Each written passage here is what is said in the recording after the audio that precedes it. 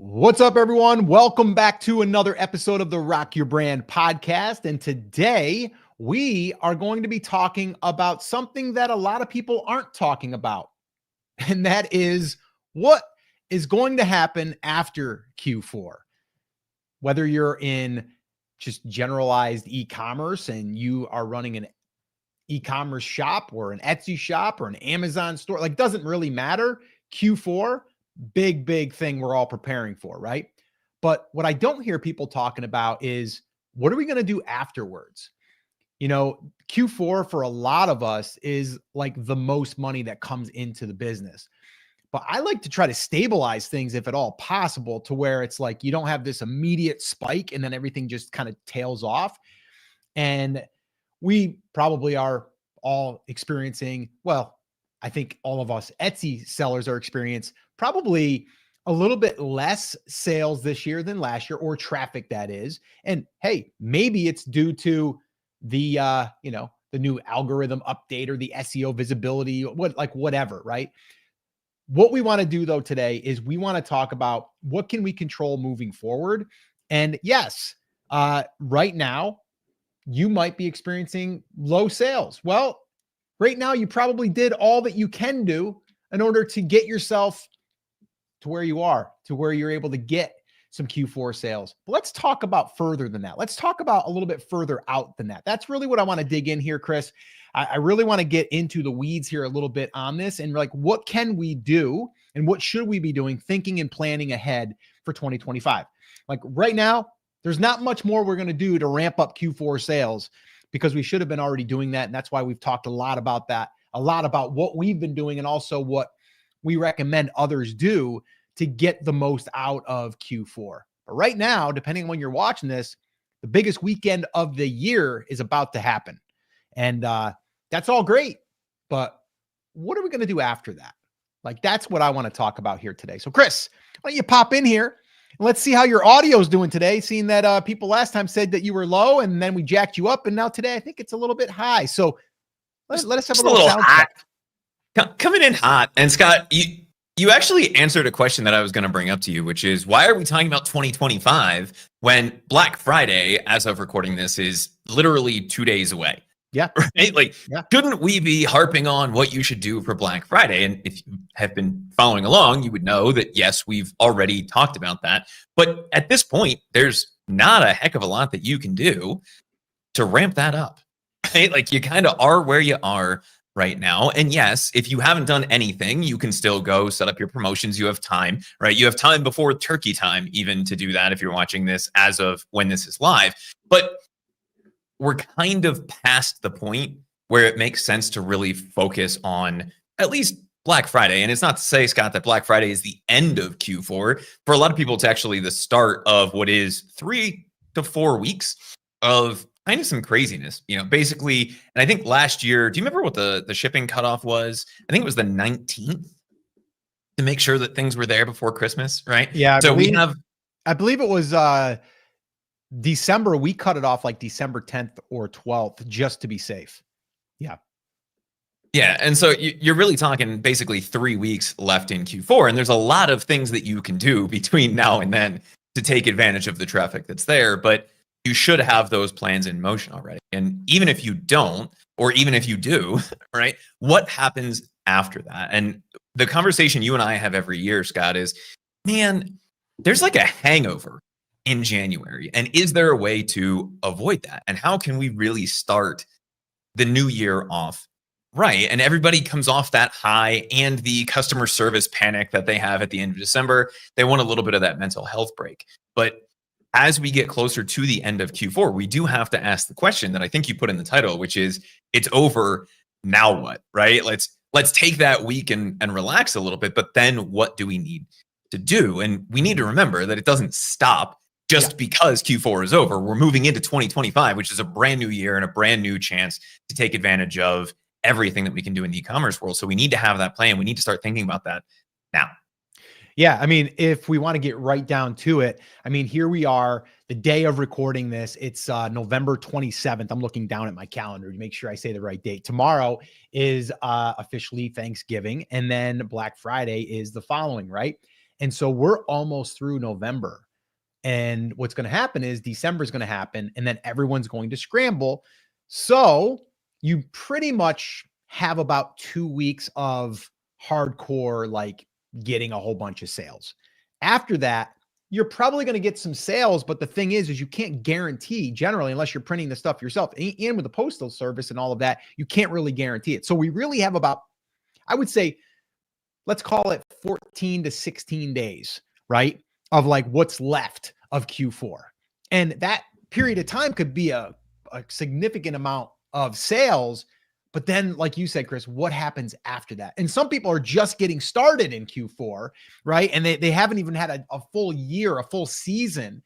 So what happens after that? Is it not a good idea to start on Etsy? Is it, should you wait until next, let's say September before Q4? Should we wait? No, we shouldn't, because really the Q4 period is just another season in the selling season. And we should be figuring out a way to be able to get sales, not just in Q4. And I mean, obviously with sales heightened, it's going to be easier to get sales in this time period, but what can we do after that? And that's really what I want to dig in here today, Chris. And I've got 4 things that I want to cover. I want to go through this. So let's just kind of dig in, Chris. Let's just get started. First off, and remember I said this, as soon as fourth quarter is over, your fourth quarter, and whatever your fourth quarter is, it might be, like I said, it might be the 20th of December. But whenever that is, and if you did have a really great Q4 that you were just busier than you've ever been, I want you to take a breath. I want you to take a break. I want you to reset. That's something my wife last year did. And she says, I don't think I ever want to do that again. And this year it kind of worked out, not necessarily by design, but sales have been down this year, and there's some things that we'll talk about here a little bit later and why I think that, but actually we've actually made more money per order this season because we restructured a few things. We raised our prices a little bit because of the amount of work and everything that we realized it was going to take. So that's what I want to cover, but you gotta take a break, a mental health break. Enjoy the holidays, be done with it, and just take that break. So with that being said, Chris, I do want to dig into these 4. Anything you want to speak on that before we get rocking and rolling? And guys, let us know in the comments. Is fourth quarter going good for you so far? Are you happy where it is right now for you? Let us know in the comments. Anything you want to say to that, Chris? That's the interesting question that I'm curious about, because normally people are hyped up around this time, but we know that sales have been down for a lot of people. I see in the comments, Honest Reviewer said we're up 60% year over year. This is one of our best years ever. That's awesome, but that doesn't seem to be the experience for everybody so far. Helen says double my usual sales, which is amazing, right? But even if you're not, how can we take advantage of this? And I think one of the biggest mistakes, Scott, that people make is they think that if they don't have a gangbuster fourth quarter, that they're not going to be able to have a good first quarter or second quarter, because they're counting on that. And I know back in your photography days, you guys had that kind of seasonality, right? Oh, yeah.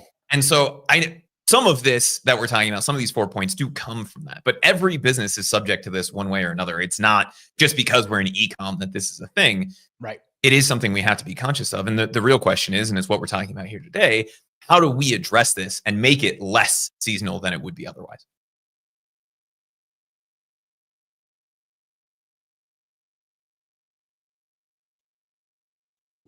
Did we lose me or Scott? There he is. And he's back. Yeah. Did I miss anything, Chris? Just me staring at you, thinking that you were just being extremely stoic. Other than that, I think we're good. All right, cool. So let's get rocking and rolling here.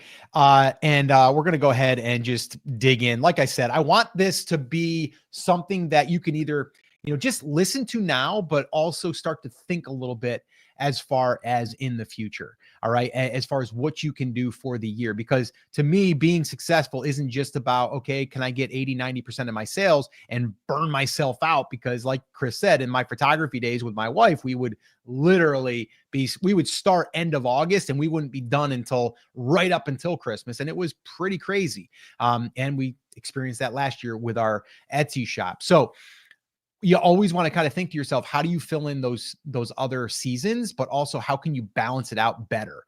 So the very first thing that I want to talk about is, like, right now, even if you are busy, if you can carve out a little bit of time, or as soon as your busy season's over, we should be starting to research new products for our business. And really, the way that I would like, and this is, again, I'm speaking from our own experience, but also from what we're going to be doing. Okay. Not necessarily finding products that I can just add to add. They need to have a purpose. And one of the purposes is, if we're looking at the Etsy platform, how do we find products that we feel have good demand? And they might be seasonal, but at different times of the year. So if we have Valentine's Day coming up, we have that, right? If we have Easter coming up, we have that. If we have certain holidays, maybe your niche is, maybe it's a wedding niche, right? So there's a wedding season, like whatever it is, you want to start planning for that and start researching for that. But you also, this is again, what we're doing is, how can I, because we are focusing on one niche, we're building a brand. It's like, how do I create more products for that customer? And the one thing I really love what Etsy recently rolled out was their bundle feature, to where now we can have, more than one product, which we're going to talk a little bit more on that, because that's really, really important. You can have more than one product bundled in. Okay. But the very first step here is like just understanding who it is you're selling to, and then doing the research to find products that they would want to buy. And then the other part of that is like finding products that have good demand. All right. That have good demand. What is good demand? That's going to vary. That's going to be different, from you to the next person to me, right? What are your numbers you're trying to hit? And I think that's where everyone should start, is like, what are the numbers that you're trying to hit? Whatever that number is, now we got to kind of do some reverse math, and we got to go, okay, well, I'm making $10 profit per item, right? I need to sell 20 products a day to hit my $200. So what does that look like? Well, how many products are actually, or how many sales is that product actually getting in the off season, not in Q4? So then we want to go into Everbee, which we're a huge fan of Everbee, by the way, if you guys have not heard us talk about it, because we can do historical stuff. We can go and look at the back catalog throughout history. We don't have to wait, or we don't have to look at just the numbers that are going on right now. All right. And we actually go through that inside of, we did a free training, is where we actually sat down and we found, I believe it was 3 products that were doing $1,000 per month consistently.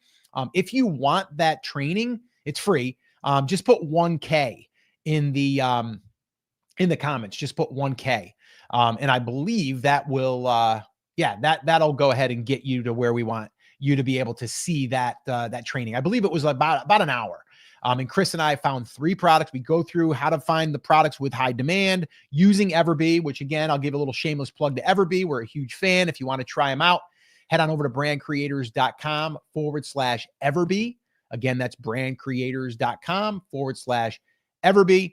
And if you go there, you can sign up for free, but once you graduate to the paid plan, you get a lot more of the filters and a lot of the different metrics that you can look at that really help you identify a product that has good demand. Okay. But then also, is it something that's going to be selling throughout the entire year or in certain seasons of the year? And that's what you want to do. You want to start to map that out. So number 1 starts with researching for new products. All right. And that can happen today. It can happen the minute that the Q4 is over with, but you do want to stay ahead of the curve. Okay. On that one there. Chris, anything on that before we move on? Yeah, so you're talking about new products, and in the comments as you're going through that, we have some people saying, "Hey, I'm already selling St. Patrick's Day and Valentine's Day stuff." And we've made a joke in the past about the day after Christmas, Target is putting up Valentine's Day candy. Yeah. So how far ahead, Scott, if we're already through the Q4 stuff, we have our plan there, we're just fulfilling orders at this point, really. How far ahead should we be looking for that product research? Should we be looking out to Valentine's Day already? Or beyond that at this point? I think we have to follow exactly what other companies do, right? So it's like the minute that Christmas is over, you're going to see all the trees out by the road, but you're also going to see in Lowe's, it's probably gutted. And I would bet by January 1st, you're going to start seeing Valentine's Day stuff because they only got about a month, right? A month and a few days, right? To get your stuff for that. Now, Valentine's Day isn't like a Christmas holiday, but you can still see that they're planning that far ahead. Now, you might have stuff in your catalog already for that. And that's why it's so important to, if it's your first year selling, and let us know in the comments too, is this your first year selling? How long have you been selling? Just curious, drop that in the comments. But basically, yes, we want to plan ahead, right? And so I always look at like the stores, how far are they planning, ahead? I mean, as soon as the Halloween stuff was out of there, they had Christmas stuff on, in the store at Lowe's. And I was like, oh my gosh, like it's not even Halloween yet. And this stuff is already, pretty much starting to come out because they want to get ahead of the curve. We got to do the same thing. And then once you do this for the year, the cool thing is you've got it in your catalog. People can find that stuff. Just like you said, Chris, some people are buying St. Patrick's Day stuff. I bet you that's from someone's catalog that they did from last year, not this year. Yeah. And I think just the general rule of being 90 days ahead is a good thing as we start moving forward, right? So we should be looking a minimum of 90 days out when we're doing that product research. And I think when we combine that with some of the other things, you'll see how that lines up. And once we get through this, you'll have an understanding of what that looks like through the rest of the year. Yeah. Yeah. All right, cool. Let's move on. So, all right. So the second part here that I want to talk about is focusing on larger order sizes. Okay. This is something I don't hear a lot of people talking about. So if you think to yourself, if you sat down, piece of paper, and you write at the very top, whatever your niche is, okay, let's say that you're in the gardening niche, right? You put gardening, right? And then underneath that, you're going to have a customer, and you're also going to have, you're going to have two customers. You're going to have one customer that's the gardener themselves. And then you're going to have another customer that's buying for a gardener, right? Because they're going to buy a gift for the gardener. So you want to basically fulfill both of those customers, okay? But you also got to remember, like, let's say, for example, you're buying a gift for someone for Christmas and you see a gardening apron. And then you're like, oh, you see that they also have in their little bundle feature now that you have built in, they have, maybe it's a set of gardening gloves, or maybe it's a plaque that they can hang in their garden, right? You see that now, and all of a sudden you go from one order to two orders, right? Or one sale to two sales, one order, right? So the one order we can build out. So if we start to focus on that, again, going back to the product research, that's why it's so important to do your product research.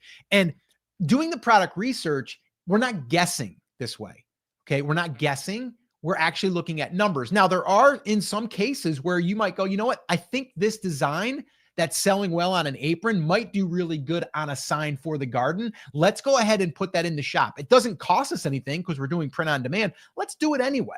Let's apply it there and see what happens. And you might see that once people come in, even though they're not searching for it, they're actually seeing it and going, oh, that's cool, right? Because you might go into the store looking for one thing and you end up with 2 or 3 extra things in your cart. We've all done that. Have you ever done that? Let me know in the comments if you've ever done that. Just me? So just, let us know. But the focusing on the order sizes, that can literally free you up from having to just go and find random products and doing the spaghetti at the wall approach and seeing what sticks. It's like being very, very strategic with your products. So this way here, you find that one customer. How do we get that one customer to buy more than one thing? How do we take a $25 order and turn it into a $50 order, or a $75 or a $100 order, right? Wouldn't that be better if we were able to do that versus like, I got to go find another customer? Okay. And we'll talk about why that's so important even further down the line, having these other products that can serve one customer. All right. But that's pretty self-explanatory, but that's what I would say there too. That's why product research is so important. One product to get someone in the door, multiple products to get them to buy more than that one item. Does that make sense, Chris? It does. And I think number 1 and number 2 help us lead into number 3 here. And I'll let you take that here in just a second. But if we're doing that product research correctly and we're focusing on multiple things that the same person can buy, not only, Scott, does it lead to those larger order sizes, but it can also lead to more repeat customers, more repeat purchases, which is kind of a win-win, right? We know that somebody's going to get something that they love because they've purchased from us in the past. We don't have to do the extra marketing to get that person. And every time they come back to the shop, there's something else that they can take a look at. So if we partner that larger order size example that you were just talking about and the product research side of this, it really does help us get some more repeat customers. And I know number 3 here is the real way to do that. But when we do those first 2 things correctly, it makes number 3 very easy. Yeah. So number 3, and someone had asked in the comments already if we could talk a little bit more about this, and that is building an email list of repeat customers, right? And what I mean by that is like if you have someone that's a customer, they bought from you, and now you have them on an email list. We know that they bought something.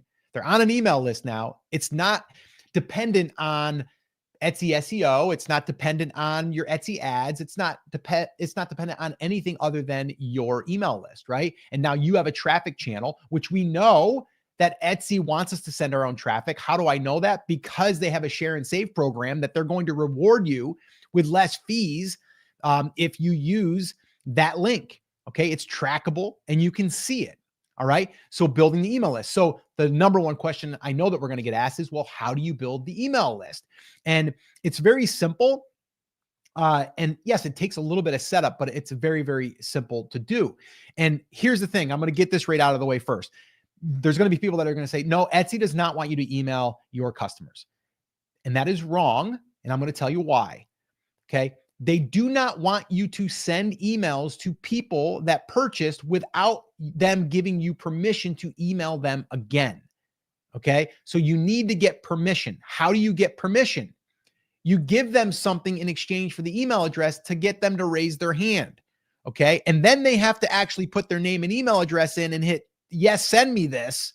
And then you've gotten their permission. Okay. So one way of doing this is to take your first welcome email that says, hey, thank you so much for your order. We're packaging it up. Can't wait to ship it off to you. That message that's in your Etsy shop, you basically now can create what we call a landing page. It's basically just a single page, a web page. Okay. Now we can do this right in Everbee email. Once again, why I'm a huge fan of Everbee. If you haven't yet signed up, I'm going to give a little shameless plug here because we believe in it. And yes, we're an affiliate for it. And you will buy us a cup of coffee, which I've got my holiday Dunkin' Donuts here.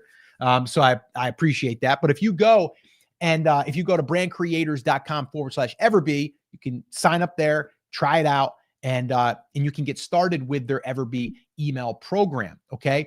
But what you do is you build a page. Okay. You build that landing page. That landing page has what you're going to offer them. And it might be get 25% off your first order. It could be join our VIP list and you'll get 25% instantly plus all future discounts and special, pre-releases and whatever else you want to give them, maybe even a monthly giveaway, something. And then they're going to go to that page. That page is going to say, put your name and email address in, tell us where to send it. Boom. You click on that. It takes you to a thank you page, which again is done in Everbee email. And then from there, you put a little code there. That is your code. And then from there, you just have them click. It'll go over to your Etsy shop and you're good. And now that email gets put into Everbee email that you can then follow up with in the future. If they do not want to get emails from you in the future, guess what? There's an unsubscribe button on the bottom and you're good to go. That's it. That's how you would do it. Now, that's internally. That's building your email list within Etsy. There's other ways to do it. Like we've done it through giveaways. We're a huge fan of that. We don't have time here today to go into that fully. We do have a free resource. It's our email playbook. If you want a copy of that, just put email in the comments and we'll send you a copy of that. Once again, just put email in the comments and we'll send you a copy of that playbook. That's over like 60, 70 pages. We actually give you screenshots and show you kind of like what we're doing to get the emails, but then also what we're sending in emails.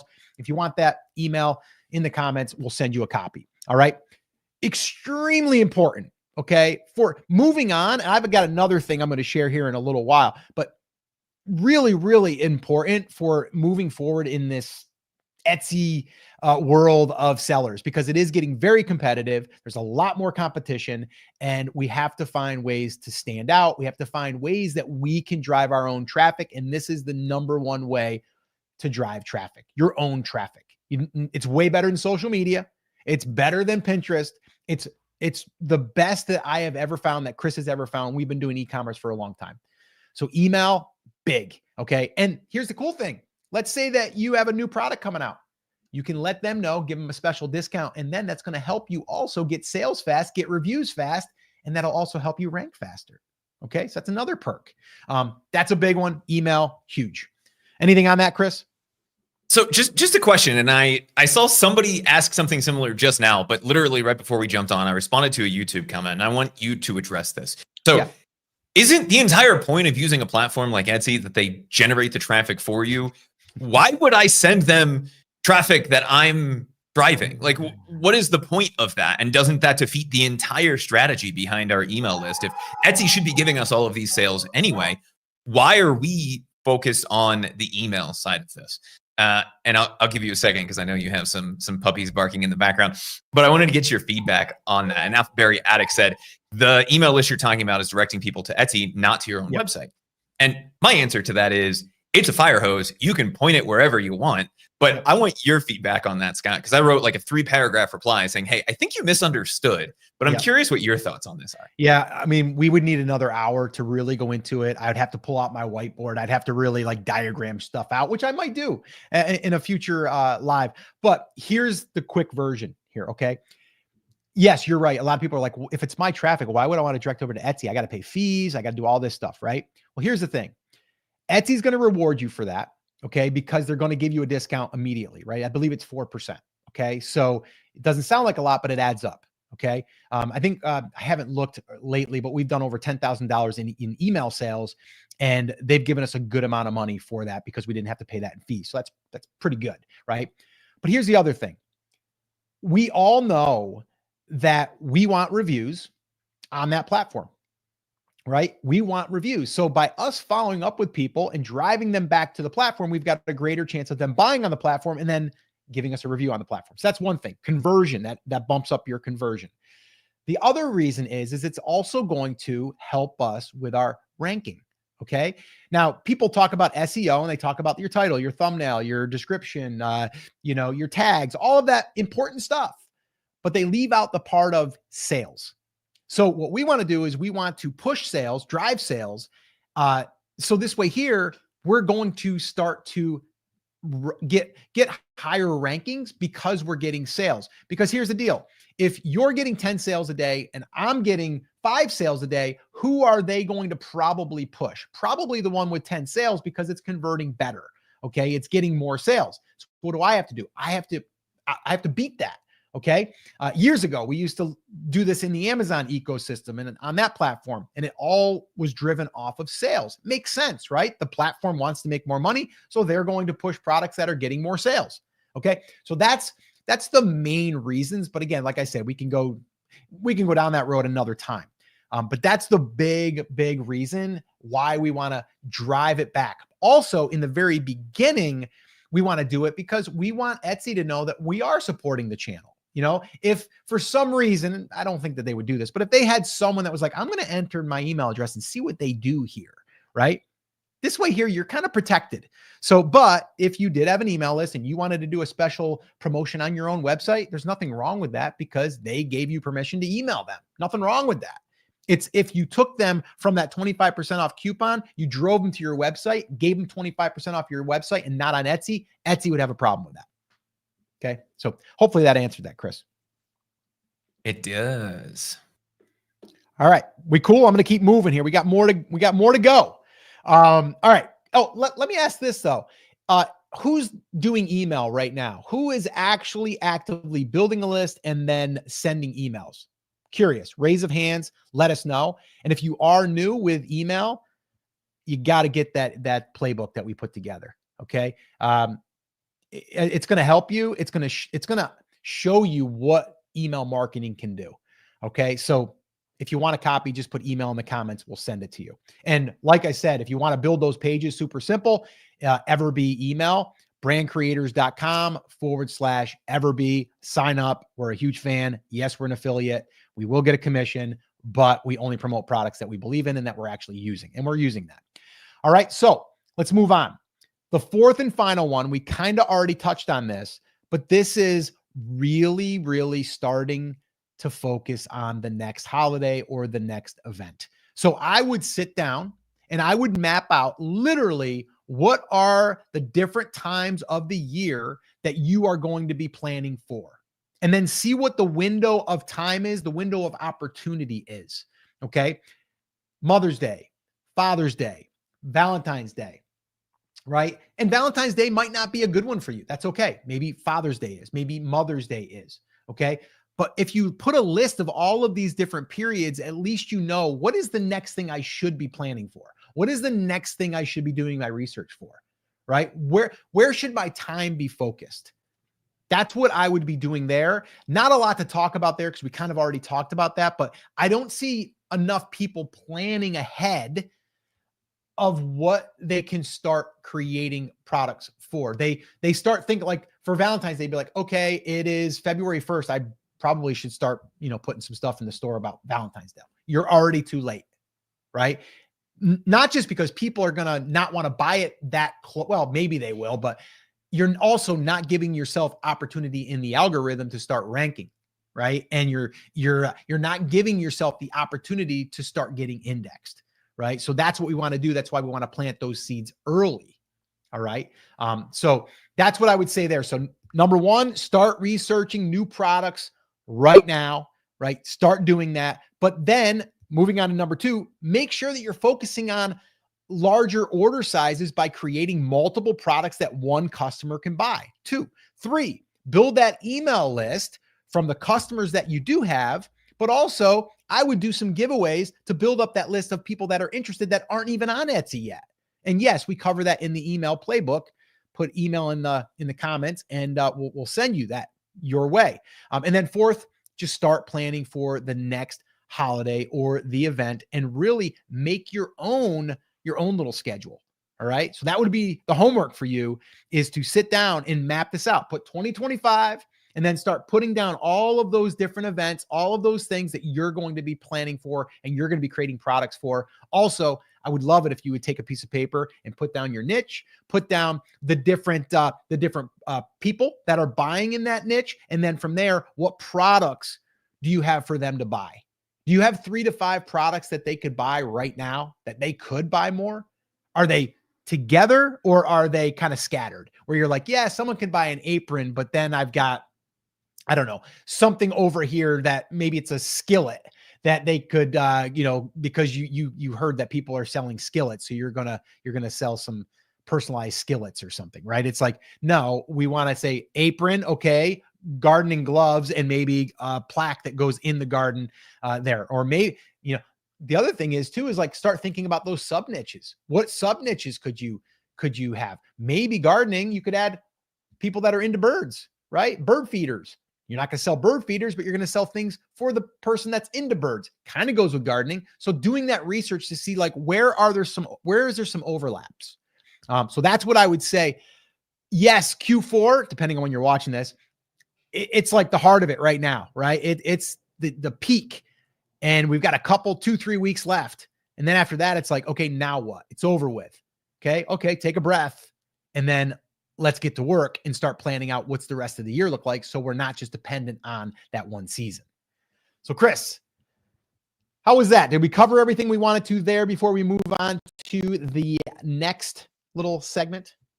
I think we did. I think the biggest takeaways are just those 4 main points, right? We need to start thinking about 2025 now. We need to focus on things that are not just only going to create larger order sizes or having multiple things people can buy at once, but also multiple reasons for people to come back again and again. And that really, Scott, ties into starting planning for the next holiday or event now. And once you've done this, if you set this plan up for 2025, other than like the day of the week shifting, most of those things will stay the same, right? Christmas, 25th of December, pretty much every year, last time I checked. And so if we can start planning for the different holidays, the different events, then we have something that we can say, okay, now it's a Thursday this year. So in 2026, let me just move this over here. But we can build our plan now and just adapt it as we move forward. Yeah, for sure. You got Helen here saying, I'm wrapping pink bath bombs with rose petals while watching you, Scott. I'm all over Valentine's Day here. That's awesome, Helen. Good job. Okay, cool. So, you got something else? Yeah, we had a question from Appleberry who said, I wish you guys would explain and advise if it's okay to follow what you said in regards to email, but direct them to your own website.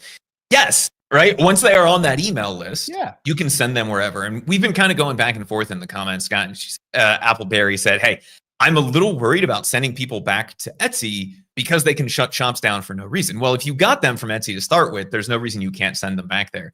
The good news is, and one of the main reasons that we advocate for building that email list is once they're on that list, you control where they go. So if Etsy did shut your shop down, you can just immediately point that fire hose in a different direction.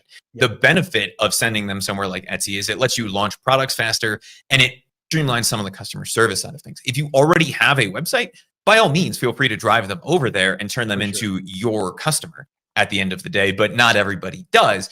And a lot of people think, Scott, that if they don't have that website, that they can't start this strategy, they can't start building a list, and that couldn't be further from the truth. Yeah. No, for sure.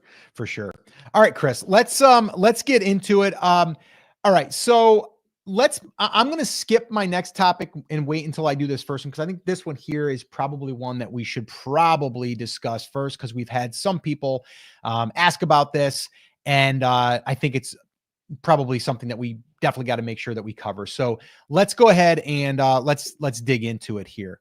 All right. So let me go ahead and get my notes up here. Okay. So one of the things that all of us Etsy sellers, print-on-demand sellers are all fearful of is a company out there called Temu.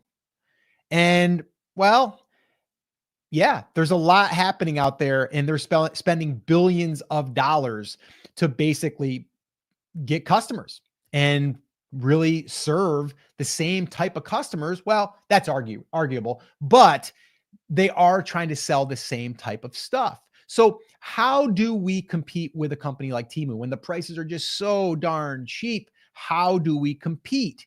Well, that's what I want to share with you. And there's actually 3 things that I want to go over here. And I think if you take this approach, number one, it's going to help you not just with, the Temu or the Temus out there. It's also going to just help you as an e-commerce business. And I just want to kind of highlight that real quick. A lot of people get started on Amazon, they get started on Etsy, they get started on eBay, and they think that's what they are. They're an Etsy business, they're an Amazon business, they're a eBay business. No, you are an e-commerce business. You just chose that platform to get started on. You chose that platform to tap into their customers, okay, and their traffic. All right. And yes, you'll get a lot of people that go, yeah, their fees are so darn expensive, or this, that, or the other. Yeah, it is. Right. But they're giving you all the tools, right? You don't have to build a website. You don't have to find your own traffic. You get to tap into their tools, marketing tools, all of that cool stuff. And yes, you're going to pay some fees, but it's a great way to get started. Okay. But we still need to be thinking to ourselves, all right, if that was to all go away, where would I be?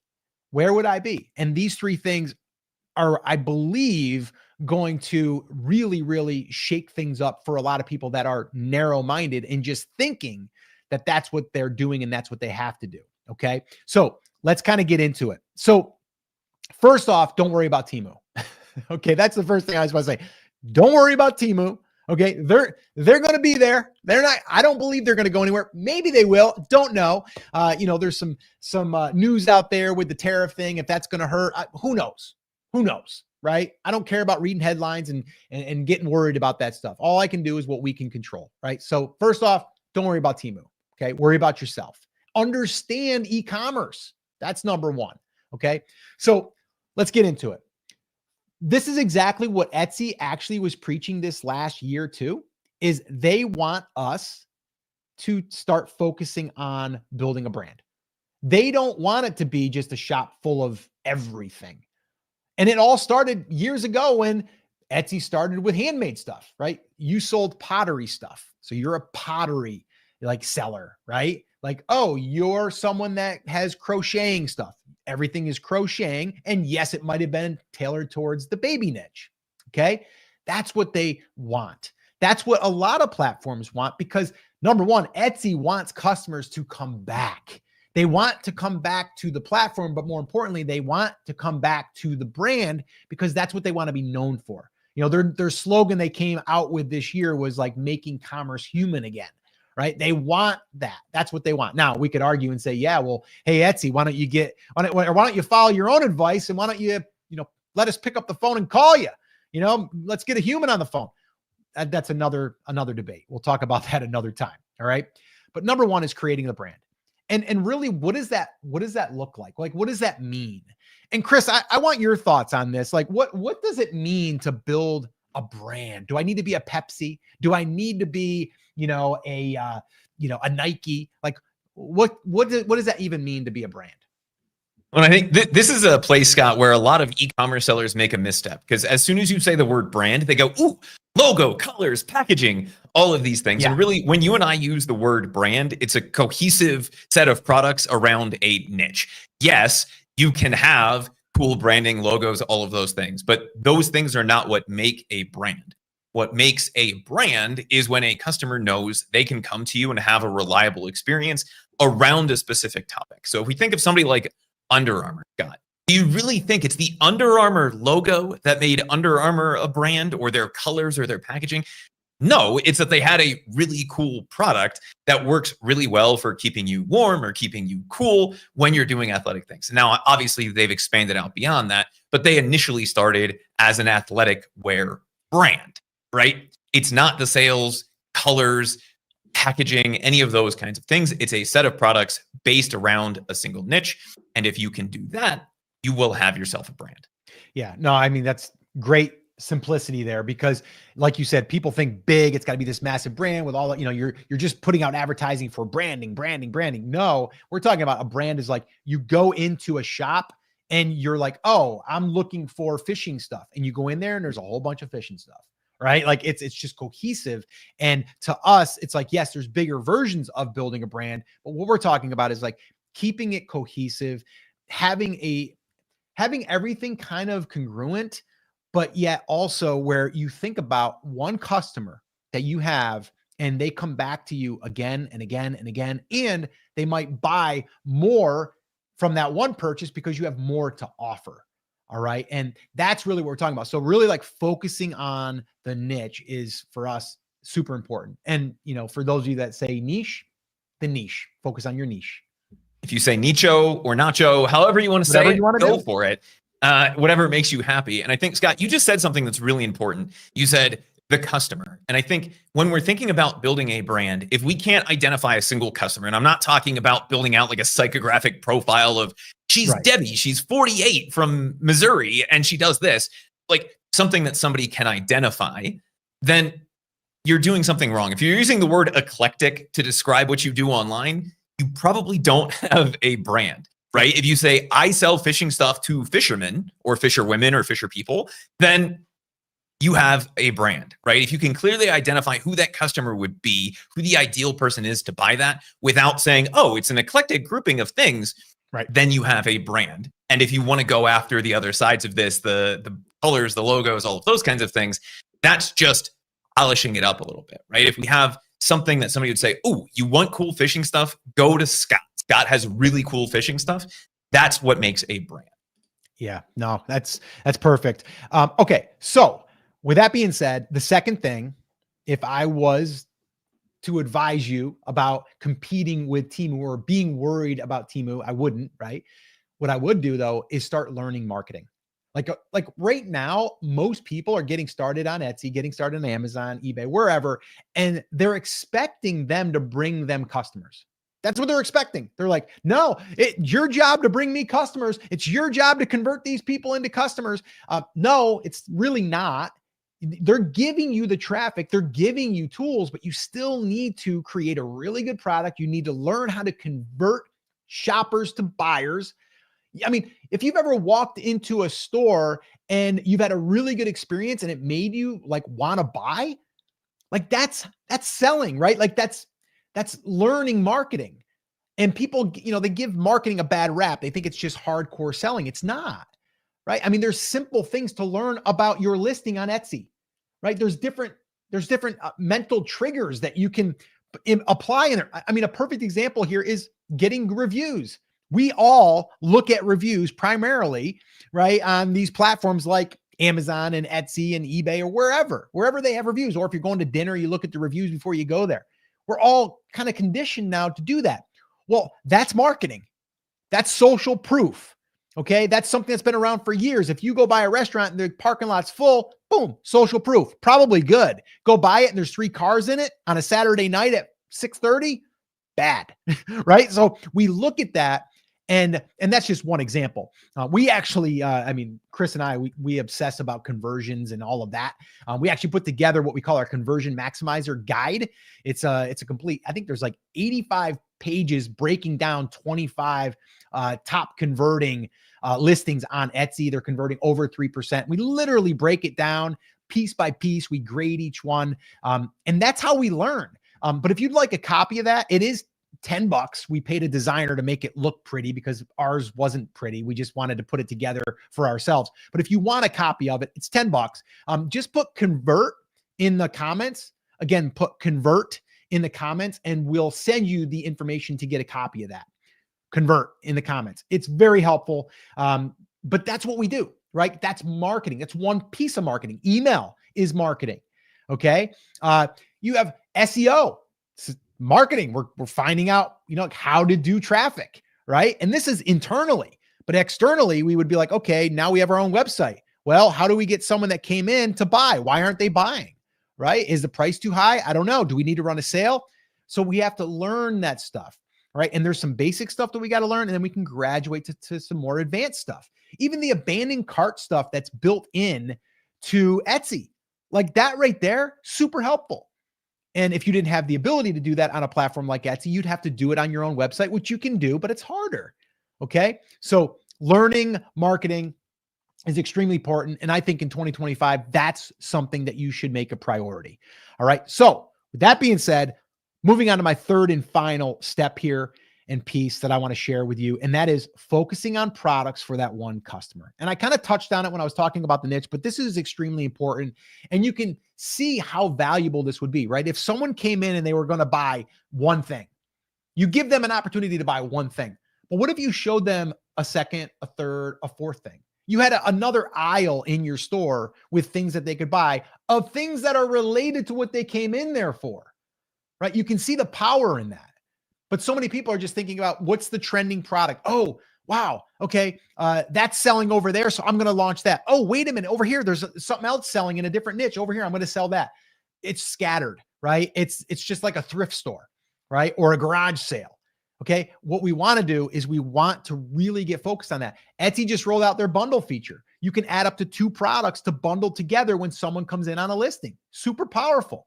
All you got to do is check a few boxes and make those available, but you got to have the products to do so. All right. So really, really being able to focus on that one customer is going to help you tremendously be able to compete against a company like Temu, because Temu is not going to have that, right? Temu is going to have low prices. Yes. But people don't always just want low prices. They want quality, they want customer service, and they want to support local businesses or small businesses, right? So you have to use those. Share your story. Share who's working in your business. If it's you and your daughter's helping you, share that. People want to buy from people, or as Etsy said, make commerce human again, right? Like that's what they want to do. Chris, any final thoughts on that? I think if you can do number 1, Scott, you can create a brand, and number 3, which is focus on creating products for that one customer, which really is what helps you make a brand cohesive. It's not just the niche or the niche or the nicho or the nacho, right? It's having that repeat experience for the same customer.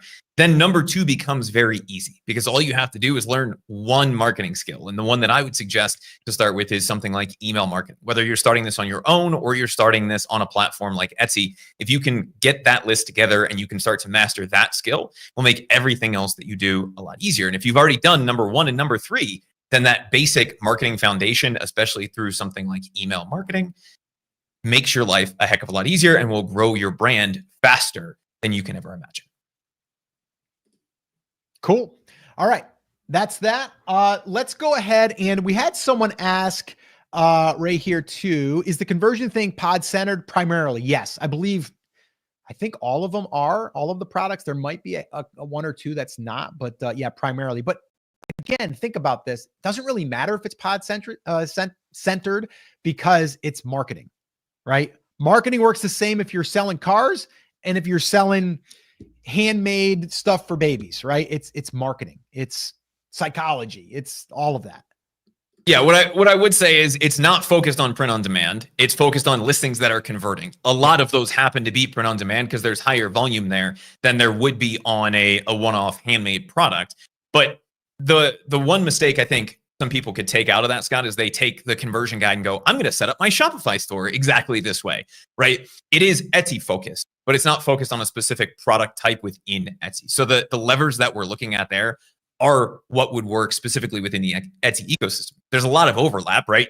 Good title, good images, social proof, all of those kinds of things. But some of the specific things that we're looking for in that are specific just to Etsy. Yep. Cool. All right. Let's move on. If you guys have any quick questions, drop them in there. We'll do our best to answer them.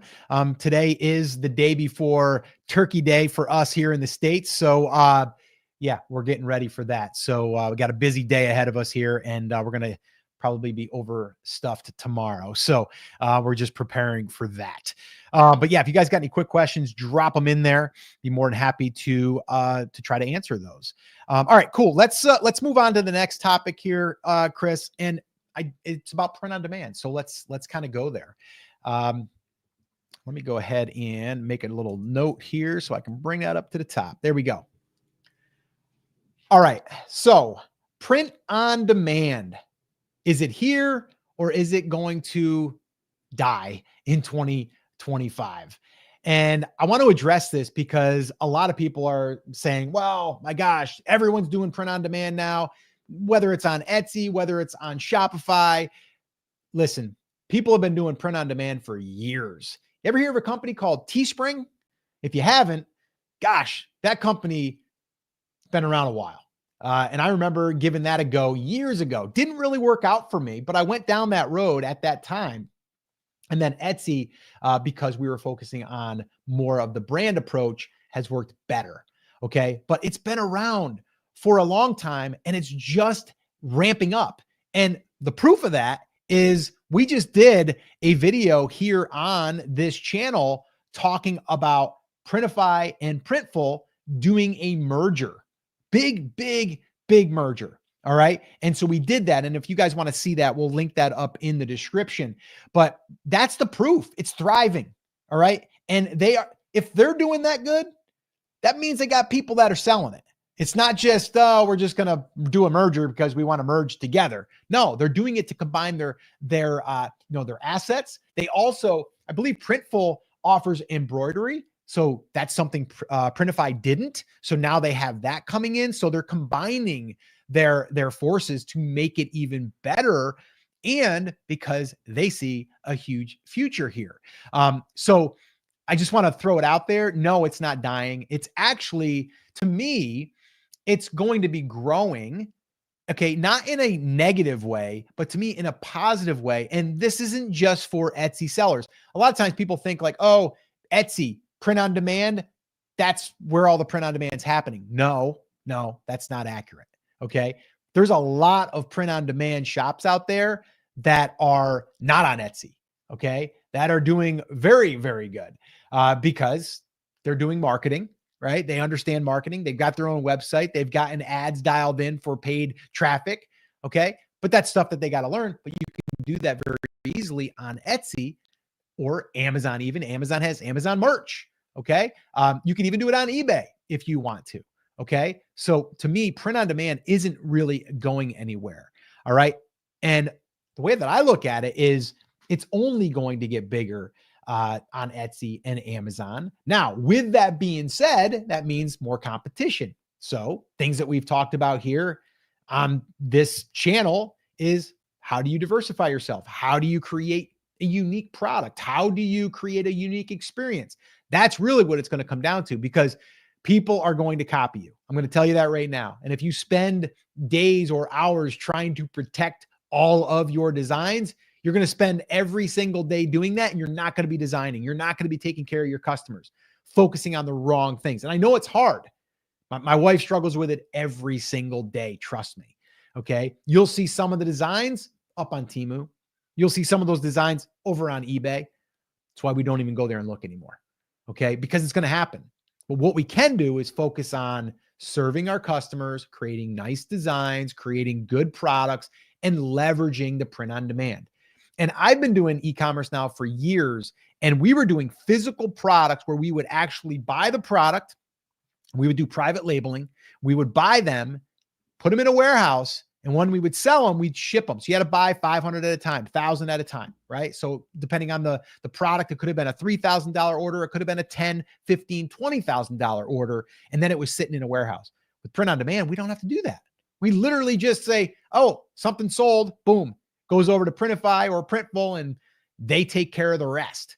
All right. So yes, are you going to pay a little bit more? Yes. But if you're offering a premium product, a premium design, a premium experience, people will pay it. People will pay it. Chris, I'd like your thoughts on this.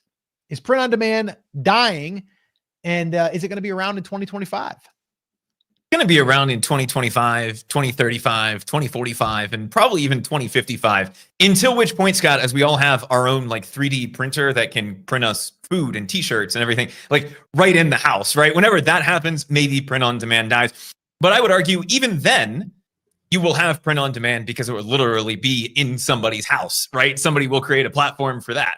It's not going anywhere. And it pre-existed Amazon merch. It pre-existed Etsy. It's been around for a while. And you mentioned, Scott, Teespring, which I think is one of the first places a lot of people played around with selling things online back in the day, right? The people of our age of the internet, right? The people who have been selling in e-commerce for a while, for the most part, at least understand Teespring and have played around with it. But the thing that a lot of people don't understand, especially if they're in a specific ecosystem like Amazon merch or Etsy, is that that's a very small part of what print on demand is in terms of a market. In fact, one of the things, and I don't know if you brought this up because I didn't hear it, and normally it triggers alarm bells, TikTok shops, right? Have you looked at Printify and their TikTok shop ready print on demand section? I have not, but I did expect that to happen. I did expect that pretty soon that was going to be happening. I knew that they were working on it, but the integration wasn't there yet. That's going to be a game changer. And so again, not every product is designed for that. And TikTok shops has its own set of potential issues, right? Maybe it's going away in the US, maybe it's not. It'll still exist the rest of the world. But even if it did, even if there were no platforms for this, people make hundreds of thousands, millions of dollars a year with this as a business model on their own website. So it's not going anywhere. The only thing that we know is that it will always change. The entry points of your Etsy's, your Amazon merch, that's what will continue to change. Yeah. People's demand and desire to have these kinds of products based off the latest meme or whatever's happening in the most recent political campaign. Somebody says something on the campaign trail, you immediately run out and make a t-shirt. You don't have 30, 60 days to go get 5 million of those printed, but print on demand allows you to have that model. It's a model that's been around forever and it will continue to be around. The only thing that's going to change is how people find out about it and how easy it is to get started. Yeah. And I think you bring up a great point because TikTok shops are definitely on the rise. And I see that as being a crazy opportunity for brands to be built. But the one thing that we've always talked about is the print on demand side is just the inventory side. You don't need the inventory. So that's a great thing, right? For us, because that gives us unlimited types of products. And if you look at the Printify and the Printful catalogs, thousands of products that are at our fingertips without us having to warehouse those. So here's what I'm going to leave you with on the print on demand. Is it dying? No, it's not. And here's the way that you can utilize and really leverage the print on demand. So this way here, you can build a legitimate business. Number one, like we've talked about so many times, focus on a niche. Okay. Now from that niche, find out your customer. What are they buying? What are they going to potentially buy again? But also what could they buy right alongside what they just added to their cart? Right. And if we think about that, if you think about building a brand, okay, that means focusing on a niche, focusing on a customer, and then focusing on multiple products using a thing like print on demand makes it super easy. You don't have to go out, spend $3,000, $5,000 on a run and see if it's going to work, right? You can test it. You can test it almost immediately. Okay. So no, print on demand isn't going anywhere. To me, it's just getting started. It's just ramping up, and the opportunity is wide open for all of us that want to take advantage of it. All right. So with that being said, and I'm curious in the comments right now, let us know how many of you, like, if you're using print on demand right now, let us know. If you're doing digital products, let us know. And if you're doing both, let us know that too. All right, Chris, we got one more little segment I wanted to cover here before we head on out of here and start getting that turkey ready. We're actually having some brisket this year too, Chris. We're having a little brisket and a little turkey, smoked. You smoked turkey or smoked brisket? Both. So I got a bit of a controversial take on this. I love turkey. To me, smoked turkey tastes like ham. Like I'll let you know tomorrow.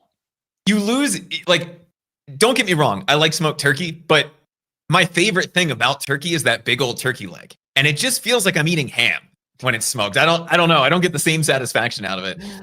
If you crack the code on that, Scott, let me know. And let me know. I'm not doing it. Actually, Scotty's father-in-law is. So, so they're bringing the turkey and the brisket, and it's going to be smoked. And I believe they're doing it in one of those, the egg thing there. So we're going to see. It sounds like it's going to be amazing. So I'm excited. I'm excited that I don't have to cook it. That's and the protein for Thanksgiving is always the biggest pain in the butt, right? And so you're not getting just one, you're getting two, and you don't have to make it. That seems like a win-win to me. It's a win-win for sure. All right, cool. Let's wrap this baby up, and let's get on with it.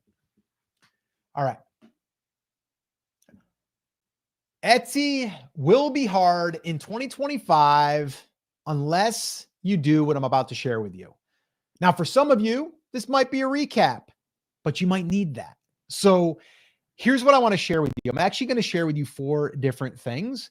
And this is the way that I want you to start thinking about, or at least entertain the idea. Okay. Because yes, Etsy is getting harder. I am not going to deny that. 100%. I agree. If that's what you're thinking, 100%.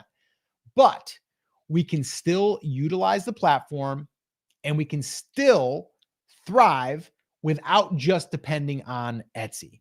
Okay. So let me get into it. So you've heard me say this before. If you've been here before, focus on what? The niche. All right. We want to focus on the niche. Okay. Or the niche, or the nicho, however you want to say it. I know I always get a little flack here when I say niche. They're like, Scott, it's not niche, it's niche. Either one works. Okay. Depends on who you ask. All right. So focus on the niche. What does that actually mean though? What does it mean to focus on the niche? It means if you're going after wedding, right? Wedding is a niche, big niche, but then we can go into sub niches down below that, right? We can go, okay, bridal party, we're going to cater towards them. And there was one shop that we did a review on actually, and they were just selling bridal party pajamas. So when they have the party and they're all having a sleepover, they're going to all have the same pajamas, right? And then I think they had something to do with wine. They had maybe wine glasses too that went along with that. So that's a great, actually, I'm going to share here in a second why that's super powerful. Okay. But focusing on the niche, it allows you to also be known for that, right? If you are a fishing niche, then everything that you create is for that person that comes through the door and they're like, oh, aisle 1, that's, fishing vests. Aisle 2 is, let's say that it's the nets, right? The third one, let's just say it's fishing shirts, right? So you can see we're going there. Like, yes, you might say to yourself, well, I'm not going to sell fishing nets. Okay. What can you sell? If you're using print on demand, you've got a lot of products that you could put your designs on that people might want to buy. So that's the first thing, right? And once we have that clear path of who we are serving, that customer, that one customer, actually there's 2 customers. The first one is the person that is the customer of that niche, right? Like they're like, I'm a fisherman, right? Cool. Create products for that person. Then you also have the other person who's buying for that person, right? So that's kind of like 2 customers. And Etsy's platform, they're going hard right now on the gifting. So we definitely want to serve that customer as well. All right. So that's the first thing. Focus on that niche. The second thing is Focus on products that are in demand and don't worry so much in the very beginning about just throwing a whole bunch up there and seeing what sticks, right? To me, it's a lot of wasted time. And yes, there's going to be a lot of people doing that. But I would rather focus on 3 to 5 products to start. We can always add products, okay? And those 3 to 5 products, we want those to have the demand, meaning we know people are searching for those. People want to know, like, what does demand mean? It means people are actually actively looking for that product. Now, with that being said, once we have that flow of traffic coming in the door, we want to also fill the aisles with other things that they might not have been thinking about that they might want to buy. So that's where those other products can come in. And a perfect example could be like, okay, let's say that you created a shirt and it had a fishing thing on it, right? A fishing design. And then you took that same design. You're like, you know what? I can put that on an apron because it's so easy to do inside of Printify, right? We can just go ahead and put it on there. We'll add that to that. Why not? Oh, and you know what? We'll take that and we'll put it on a throw pillow because someone might have maybe it's a lake house and they want to put that on the couch. We'll do that one too because we got it. It's not hard to do. Right now we got 3 products. One of them might be in demand actively that we can actually do the research on, but the other 2 are just, they're there. Okay. Because we know that customer is into fishing. They might be interested in those things, but that's how I would approach that. Okay. Is starting with at least 3 to 5 products that have good demand. People are searching for the products actively, right? And you do this research using a tool like Everbee. If you're not yet using Everbee, here's a little shameless plug. Go ahead and check it out, brandcreators.com/Everbee. All right. You can sign up for free and try it. You'll probably want to upgrade because there's a whole bunch of filters and a whole bunch of different metrics that you can look at that can help you kind of take the guesswork out of it. All right. But again, I'm not going to sit here and sell you on it. If you want to give it a try, brandcreators.com/Everbee. Yes. If you go through that, just to be fully transparent, we are an affiliate for that and we will earn a small commission. And yes, you will buy us a cup of coffee and we appreciate it. It supports the channel. But moving on, that's the second thing. The third thing is focus on creating product bundles. So now being able to take those 3 products and bundling them together is going to now take that customer who was a $25 sale to maybe a $75 or $100 order sale. Okay. So that's what we want to be focusing on. Again, if we're only focusing on the old way of let's just throw a whole bunch of stuff up there because Etsy lets us do it and let's do print on demand and just throw a whole bunch of designs and we'll just see, right? That's trending, put it up there. That's trending, let's put it up there. That's not going to win. Okay. That's going to be hard. Everyone's doing that. And you might get one that takes off. And then as soon as it takes off, people are going to see it and they're going to rip you off. Okay. And they're going to basically copy it. It happens every single day. All right. So focus on creating product bundles. And by the way, Etsy now has a feature where you can actually promote your bundles, which is pretty cool. Okay. So that's the third thing. And the fourth thing is focus on email marketing. Okay. And selling to those customers again. All right. And I know a lot of people are like, well, email marketing, they don't let you do it on Etsy. And I've talked about this extensively here on the channel. I'm not going to go too deep on it, but here's what I'm going to say. Etsy just wants you to get permission to send them emails. How do you do that? You basically offer them something in return for their email address. You don't just blindly start emailing your customers. That is a no-no. Etsy doesn't want you to do that. I don't want you to do that. That'll get you in trouble. Don't do that. Okay. But what you can do is on your little welcome message that you send out to all your customers, you can invite them to your VIP club, or you can invite them to buy again with a 25% off discount. And then what you would do is just create a little page that would allow them to enter their name and email address. And you can do that simply, again, talking about Everbee, they have a little, another sub tool in there. It's called their Everbee email platform, where now you can build these pages within a few clicks and start collecting those email addresses. It even gives you your own unique link that you can share. And then from there, boom, you go ahead and get them on an email list because they signed up for it. They raised their hand. They gave you permission. And if you need help with email, by the way, I've got a free resource for you. Just put email in the comments and I'll send it to you. It's a full playbook, shows you how to collect emails and how we do it off of Etsy, and don't even use Etsy for that. But if you want to get that, just put email in the comments and we'll send you a copy. All right. But those are the things that if you do, that's building a real business, by the way.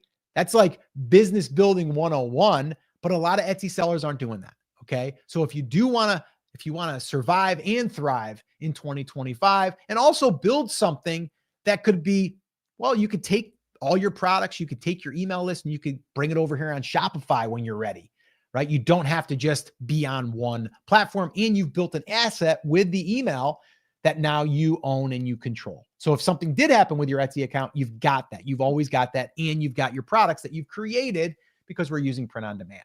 All right. But that's what I would do. And that's what I think will help you not have to worry so much about all the competition that's coming in, and really how you can survive and thrive in 2025 on Etsy.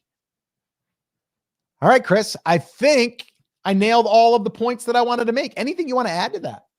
And you just became a poet without realizing it. I know, isn't that crazy? Survive and thrive in 2025. Know, Scott is reviving his rap career here at the end of 2024 just to try to figure it out. And I think, Scott, it really does, to me, come down to just the niche, right?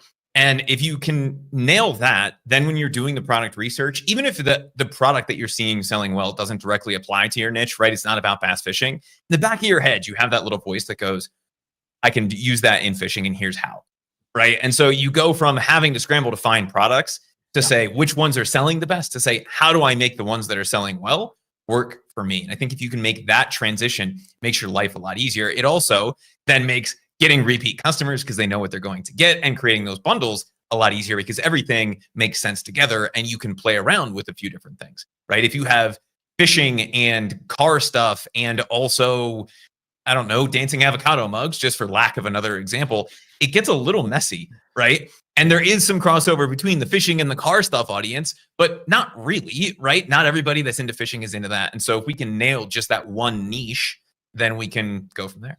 I love it how you keep playing with the niche or the niche. Maybe one day I'm just going to try to force myself to say niche. It doesn't roll off. I don't know.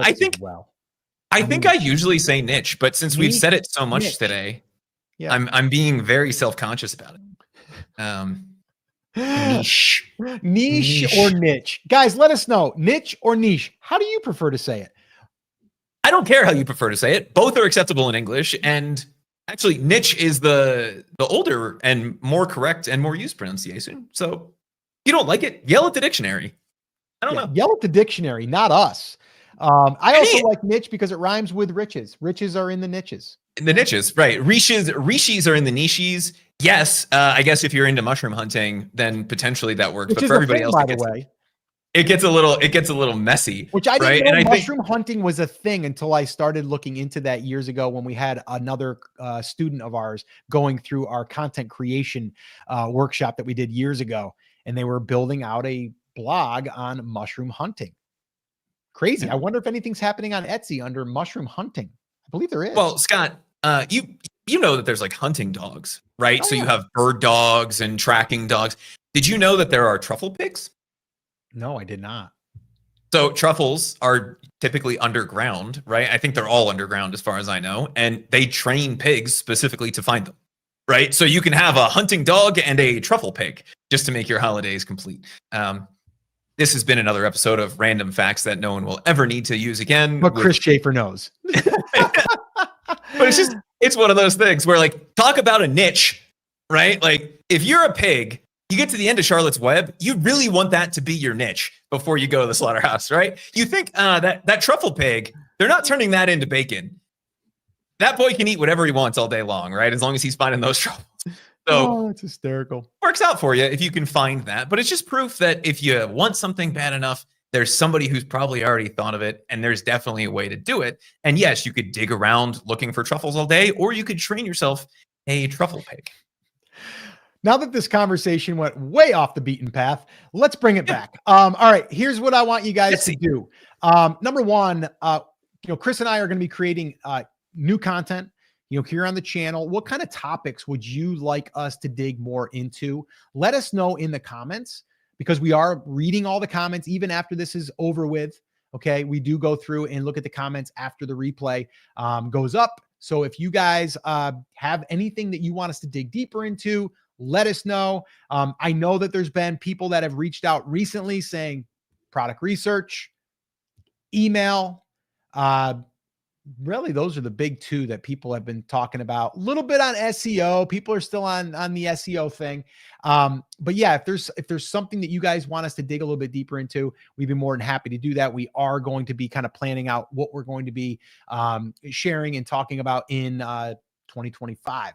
So yeah. So if you guys have anything, drop it in there. And then yeah, that's going to wrap up today's episode of Random Facts by Chris Schaefer and Scott Volker in the mushroom hunting thing.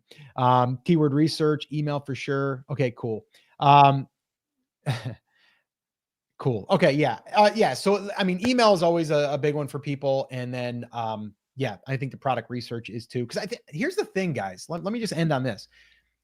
Finding products that are searched for is number one, but number two, it's also finding products that you could bundle together. I think that's the big thing. If you could find that, if you get one customer come in and then you get them to see your other things and then get them to want to buy them because it's related, game over. Right? Like you just got more money from a customer that one time. And not to mention, if you're building an email list, you get it again and again and again. You can later, right? That the lifetime value of a customer, super important. So if there was one thing that I'd like to put at the blackboard at the very top, I'd be like product or increase order size, multiple products. Like that would be the focal point, right? Like that's what I would want you to focus on. So anyway, that is going to wrap up this week's. We will be back next week, probably fuller and maybe even a couple pounds heavier because I am going to have some dessert.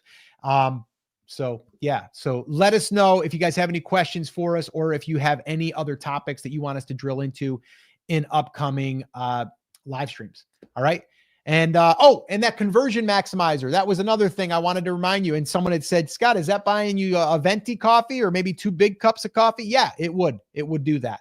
But seriously, that'd be another thing that I would say is like really, really try to focus on the conversion of your listings, but also just on your products themselves. Like if you can get someone that came in, like visitors, like think about it, you get 100 people to your listing and you convert right now at, let's just say 3%. So you get 3 sales from those 100 visits. What if we increased it to 5%? We just got 2 more sales, same amount of work, but we focused on those conversion levers, right? And one last little shameless plug here, our conversion maximizer playbook, $10, 25 listings that are converting over 3%, 85 pages of us breaking it down. You can have a copy. Just go ahead and put convert in the comments and we'll make sure that we give you the details on that. All right. So there you go, guys. That's it. That's going to wrap it up. Have an amazing day. Have an amazing holiday. Don't eat too much. No, take that back. Eat as much as you want. I don't care. And just hopefully you have a really, really good weekend. And hopefully you have a ton of sales while you're eating that turkey. All right, guys. Take care. Take action. We'll talk to you soon. Stay safe. Bye, guys.